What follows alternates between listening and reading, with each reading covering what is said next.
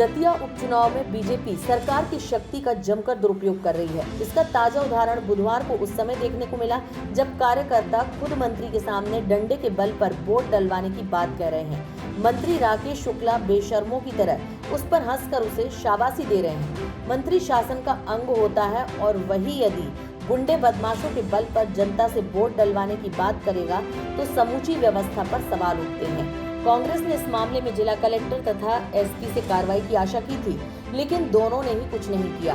BJP मंत्री की इस करतूत की शिकायत चुनाव आयोग को भी की गई है। कांग्रेस का कहना है कि युवा वर्ग, किसान वर्ग तथा गरीब लोग सभी बीजेपी की डबल भ्रष्टाचार सरकार से नाराज हैं और अब जनता का रुख देखते ही बीजेपी के नेता और कार्यकर्ता डंडे के बल पर मतदाता से वोट डलवाने की बातें कर रहे हैं। समूचे दतिया में मंत्री राकेश शुक्ला की इस हरकत पर नाराजगी है।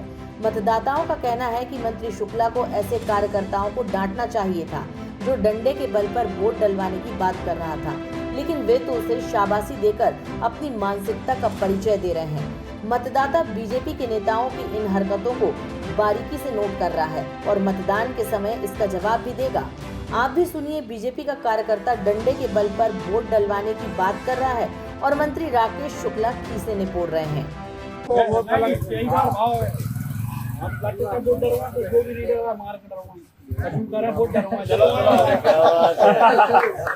जैसे हम लग रहा है वैसा लगना पर ना तो आखिरी में कहोगे कि नहीं हम नहीं क्या करें बेटा तुम जानो तुम्हारा काम नहीं। सब जगह लट्ठी ही तो चल रहे हैं। दिल्ली में बच्चों के ऊपर लट्ठी चल रहे हैं। मंत्री जी पीठ थपथपा रहे हैं लट्ठी की बात सुनकर। भैया वो जमाना गया जब लट्ठी से वोट मिलता था। मंत्री जी ऐसे लोगों की पीठ मत थपथपाइए, उन्हें संयमित रहने की सलाह दीजिए। आप बहुत गंभीर और महत्वपूर्ण दायित्व का निर्वहन कर रहे हैं। पूरे दतिया के लोगों को पता लग गया है कि एक नौजवान कह रहा है कि हम लठ मार के वोट ले लेंगे और मंत्री जी हंसते हुए जैसे किसी युद्ध में जीत गए हो उसकी पीठ थपथपा रहे हैं।